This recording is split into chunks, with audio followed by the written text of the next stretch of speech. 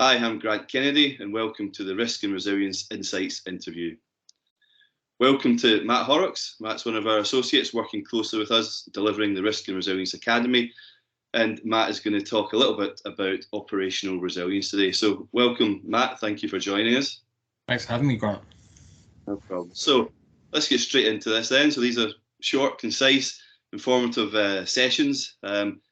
Relaxed tone. Let's just talk through your knowledge and experience. So first of all, would you mind just giving us a little bit of a background of yourself, and your knowledge and experience would be great. Absolutely. So I've 20 years in the broad resilience and risk management space, 15 years doing consultancy, 6 years in-house with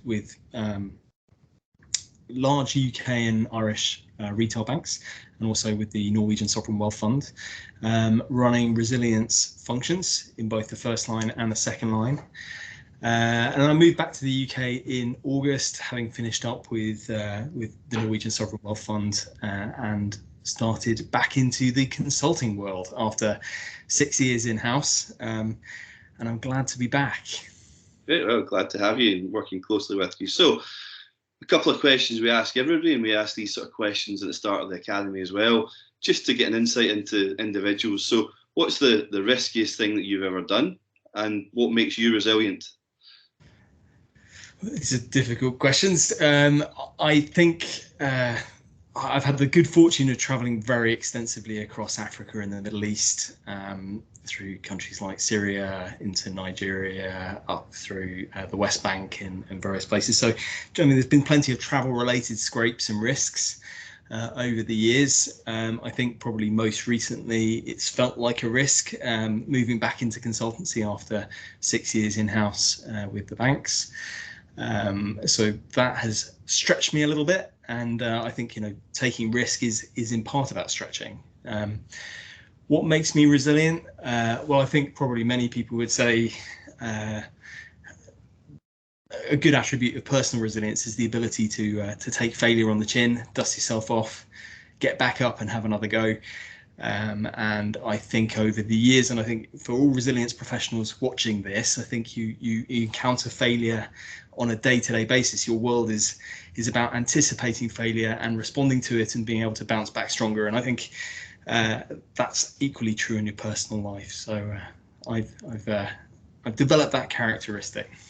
Good, yeah, developed over many years, isn't it? And I think taking these risks and then working for yourself again is the opportunity side of risk as well, and that's a big part of risk management, minimising the threats and maximising the opportunities. So clearly that's something that you see as something that's opportunity driven as well. Oh, I think so. I mean, risk, there's always an upside to risk. When you decide to go for a role that you think you're just about qualified for, you're taking a risk, right? You're stretching yourself, you're pushing yourself, there's a downside potential to it. And I think the same is true if you're launching on a stretching change program at work. You're transforming, perhaps moving something from an old school data center into the cloud. You're taking organizational risk. It's stretch, it's exciting, it offers the potential of doing things better and newer and so on. And so I think risk is a feature of our day-to-day lives, and risk can be fun. Exactly into the operational rhythm of it all. So linking that to what we're going to focus in today, the overall program is looking at organisational integrated risk and resilience management, but a key component of that, and a key focus particularly in the finance sector, is operational resilience. So we're going to focus on that today with you in a few questions of how you see it, how you've interacted with the regulators from an in-house role, and also working alongside us now as well. So really, we've got a few questions just noted down here. So it's a big topic. Clearly, there's it can be quite focused, but it can also be extremely wide, just like risk and resilience and continuity. So I'd like to understand your take on it, your perspective, and how you see it. Maybe just bring through some examples as we're going on. But let's begin with a couple of simple questions. So, is operational resilience a new concept, and is it here to stay? Well, it's always been there whilst I've been in the workplace. I mean, I entered into the workplace in 2000, and I remember early on in my career, 2001, 9/11, that put a huge focus on operational resilience and continuity.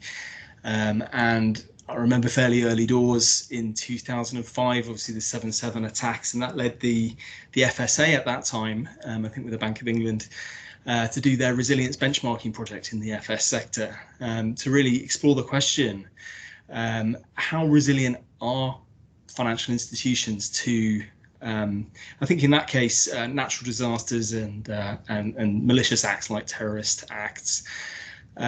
But certainly that was, that led to the authorities publishing their business continuity guide back in 2006, I think, and it's a good resource actually. You should look that up if you can. So I remember, the regulators way back in 2005 and 6, getting really interested in this concept of systemic risk, of servicing vulnerable customers and so on, and actually starting to think in those ways. Obviously, the 2012 RBS incident really placed a bit of additional emphasis on resilience for the regulators, and I think by that time it was the PRN, the FCA. No, it wasn't quite that. It was still the FSA at that time, but the RBS incident was a huge big deal, and it wasn't like the 7/7 attacks. It wasn't an external act. It was an IT change that went wrong, and I don't know whether your the viewers would be that familiar with the RBS incident, but maybe it's worth digging into that for a few minutes. I don't know if if you can give some more insight. Absolutely, yeah. Yeah, so this was something that took place, and I'm just going to refer to some... the Risk Communications Director from RBS and further interviews as well. So there'll be a linkage potentially to this as well.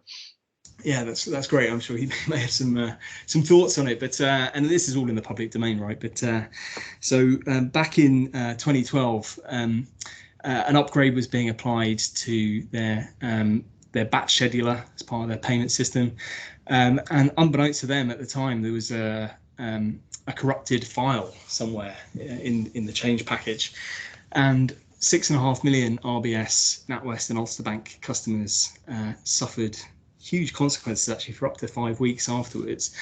They were unable to use their online banking facilities, obtain accurate balances, make mortgage payments, or even to access cash abroad. There were some governmental impacts as well. Social welfare payments weren't able to be paid to the most vulnerable people in society, in both the Republic of Ireland and in the UK. Mortgage completions were impacted. People were stranded abroad. They couldn't pay for urgent medical treatments and so on. So, and then from a corporate perspective, many companies couldn't run their payroll or finalise their accounts. So there were huge impacts associated with this IT change that went wrong, and it led to £56 million worth of fines being levied against RBS. But it also led to the regulators really thinking about what are these IT challenges that big banks face, and what are the potential systemic impacts resultant from that, and who are these customers who'd be most impacted by it, and vulnerable customers in particular. So you can see the genesis of the current wave of regulation and the current way that the UK regulators are thinking. It sort of really stems back to that 2012 incident. And it wasn't just the RBS incident. There was also, I guess many viewers will remember the TSB migration from the Lloyds Banking Group to Sabadell. And that was, again, a big IT problem. The migration didn't go according to plan, and when customers started to log back on, either they couldn't log in, or they could, but they could see other customers' details, or they couldn't get the right balance, or they couldn't make payments, or whatever. And in that case, I think it was 1.9 million customers impacted, and up to about a month again. And so this the context in which the regulators are taking operational resilience so seriously. This is why they really do want the FS sector to be systemically resilient, and for each firm to make it a priority. And a core part of that priority is thinking about the customers, the vulnerable customers, reducing harm to the customers with, whether it's an IT outage or focusing on, the key business areas, the key business services. Yeah, absolutely. And I think, it's one of the things which all the regulators are looking at now is, what are these critical business services, these important business services, and how are they performed?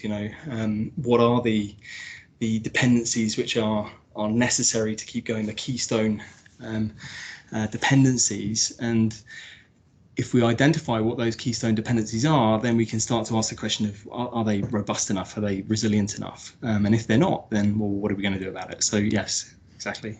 And what have the regulators done from your point of view, being in the roles and looking inside out, I suppose? What have they done, and what have you seen from your roles that you've been in? Yeah, so I've been personally involved in some regulatory interaction when I was working in some of the UK retail banks that I've worked for. I could talk about that, but I mean, in general terms, following the RBS incident, the authorities launched an initiative called the Dear Chairman Initiative, or Dear Chairman Exercise, and it's subsequently been termed DC1. And in that, they asked banks, and they did a sort of a benchmarking review. They asked banks to identify how robust were they technologically to withstand foreseeable operational disruptions. And there were some themes which came out of that 2012 DC1 initiative, and these would be themes which would resonate today, right? There were insufficient oversight of technology at the board level. There's weaknesses in the 3 lines of defence model and the IT risk management, and improvements were required to DR capabilities. Now, many organisations that I work with now in a consulting capacity still suffer from these kind of challenges. So these are, it's not like these are particularly new themes that are emerging. But so after DC1 in 2015, the regulators started another exercise, another round of interviews and questionnaires called the Dear Chairman 2 exercise, DC2, and I was involved in digesting the questionnaires and EPIC questionnaires that were sent to banks, to the 7 largest deposit-taking banks. Lots of information required, and then some really interesting results back. But again, very similar themes. It's around board accountability for critical infrastructure, the amount of IT expertise on the board and the ability to ask probing questions, the appreciation of the IT risk appetite, the maturity of 3 lines of defence came up again, the breadth of thinking about the IT resilient scenarios, what could go wrong, and actually thinking about, what is the situational analysis, what are the end-to-end services that we're dependent upon. And then also they called out third parties, and these are topics which come up time and time again. And these points, some of them were carried forward in the senior manager regime that was introduced in 2016, and the regulators placed additional emphasis on banks to appoint somebody to be accountable for resilience, the SMF24 role. And some of them are just sort of, you can see them through the current round of regulation. You can see the regulators picking up on these third-party risks, the need to understand the organisation end-to-end, not just in silos, to understand the important business services that they're providing to their end customers or to the market. And so, I think you asked me at the beginning, is operational resilience a new concept? Well, no, it isn't. I mean, it's been echoing through the FS sector for many, many years, all through my career anyway. And I think it is here to stay. In a lot of ways, the regulations aren't particularly new. They're not a revolution as such. They're an evolution coming from these key areas that you've been talking about. Yeah, absolutely. I mean, I think it is very much that. I mean, at its core, it is, I suppose it's a bit flippant to say, it is just business continuity done right. It is really thinking about, well, who are we in business for, and how do we continue the business for those important stakeholders, and that's thinking about stakeholders as our customers essentially. So it's about providing exceptional service to customers and being able to foresee the things which might prevent that exceptional service and actually trying to do something about it, right? So this is not really a new concept. It is operational risk management. It is really ought to be part of the DNA of most modern organizations. I guess what's new is some of the jargon that's come along, some of the vernacular, like impact tolerances and so on. These terms sometimes trip us up a little bit because they're new, but actually the underlying concepts are not new. Mm-hmm. I think that's the important point, isn't it? So in a nutshell, then, what is it the regulators are interested in from your point of view? Yeah, well, I mean, it is pretty straightforward in my view. I mean, it is firms understand what are those important business services, those critical services from the point of view of their customers, and from the point of view of market integrity. So have a real sense of what is it you do for your customers, and what are the most time critical things that you're doing for them. And then, of course, there's the concept of intolerable harm. So you've got to have an understanding about, well, I'm providing this important business service or this service for my customer. If it's disrupted, maybe in the short term, it's not too painful, but over time, it becomes intolerable harm. And thinking back to the RBS incident, for example, if you can't run payroll, maybe that's okay for a day, maybe 2 days, but after a time, it becomes intolerable harm. So where is that threshold? So understanding the important business services and the threshold for intolerable harm, but then going a bit deeper below that, so you've identified the service, that's great, but then what are these keystone dependencies, the things which we are reliant upon for the delivery of that service? So if you can identify what those are, and they could be premises, they could be teams, they could be systems, they could be data sets, it could be third parties, identifying those and then doing an assessment of how robust is the resilience of that component. So it's, what's important, how robust are the components, what matters most, and thinking about, well, how could it fail? What are the different failure scenarios, and are we prepared enough for those? And if we found material gaps or capability gaps or frailties, vulnerabilities, then it's not enough to say, well, we've identified that. The regulator actually cares that we care enough to do something about it. And so the regulator, I think, wants to see genuinely that we've thought about the problem, we've decided what we're going to do about it, and you can see that mapped across to some investment or change program. It may not be an instant fix, but it is on the to-do list of things to get sorted out. So it's about real change at the end of the day, but for the benefit of the consumer. One of the key words you mentioned was vulnerability, and vulnerability assessment is a key part of that, but testing your vulnerability as well through scenario testing, actually not just saying we're going to run X amount of exercises, but why are we running these exercises, what are we finding from it, are we assessing our capability, and are we driving home improvements, feeding back into the risk management process? Absolutely. Yeah, and and not just doing soft tests, like really stress testing, because I think it's when you actually push things to the limit that you start to understand where the real vulnerabilities are. And then you can make some informed decisions, right? You can't fix everything, but at least you can then decide, what is fixable, or what's fixable short term, and what's the longer term solution, Exactly, that's what risk management's for. It's about prioritising the most important areas to the business, and you're using the tools and techniques that we use to do that. So I think in general, obviously we've talked a lot about UK regulators, UK examples, but this isn't just a UK approach. This is evolving across the world as well. Yeah, I think that's right. I mean, I think it's probably fair to say that UK regulators are out in front, and they're probably pushing this agenda. But we've seen an awful lot of other regulators and global firms and those who are viewing this, who work for multinational organisations, be well aware of this. That there's in 2020 there was the DORA published. That's the EU's Digital Operational Resilience Act, and that's it's a proposal, but it brings in critical ICT providers and cloud service providers within the regulatory perimeter, and it starts to set rules for digital operational resilience testing and harmonizing risk management rules and incident classification. So DORA is relevant, and it's relevant to firms operating in the EU. And in the United States, you've also had the federal bank regulatory agencies publish their paper, Sound Practices for Strengthening Operational Resilience, which is published in 2020. And that's for the largest domestic banks in the US, and that's very similar, right?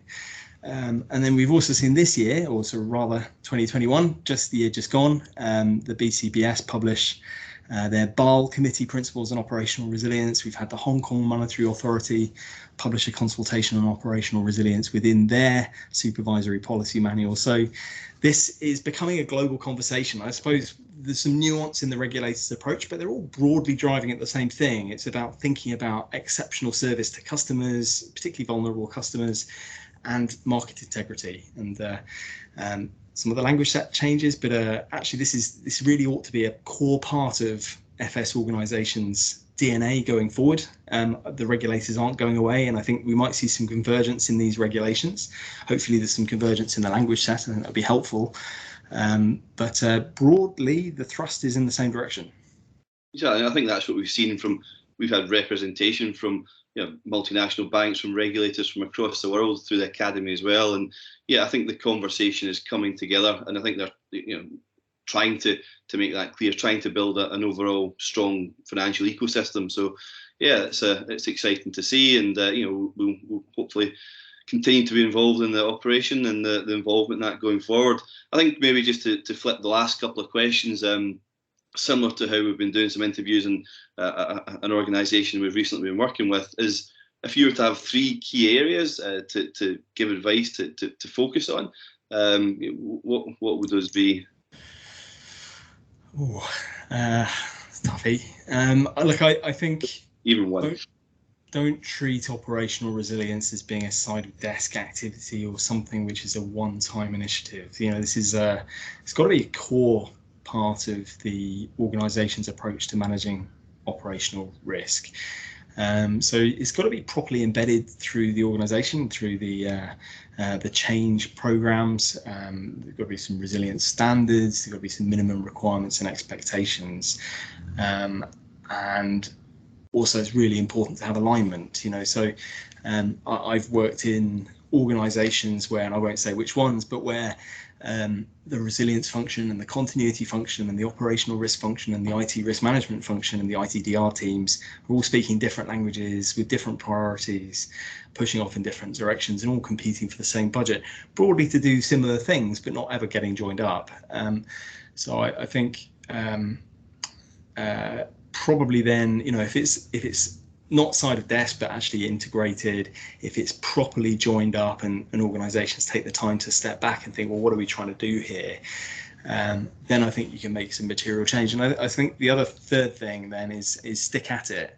This is, as I say, this is not a flash in the pan. It's not a sprint. This is an ongoing journey. It's a bit like risk management, right? You never ever get to the end of resilience, operational resilience. You never say, well, that's that done, then we're resilient now, we can all relax. Just in the same way that you wouldn't say we've managed risk now, we can pack up and go home. So I think operational resilience is part of the DNA. It should be integrated and embedded, and it's an ongoing sustained activity. So keep going. And don't worry if it's not all fixed on day one. It won't be. It'll never be all fixed. So just be comfortable with the journey. Yeah, and it's a journey, I think, isn't it? So that's the key. But thank you so much, Matt, for your time and effort and great insights. And look forward to continuing with the academy with you as well. So thank you for that. Much appreciated. Pleasure. Looking forward to getting to know the academy participants in future months. Thanks, Mark. Thank you very much. Cheers.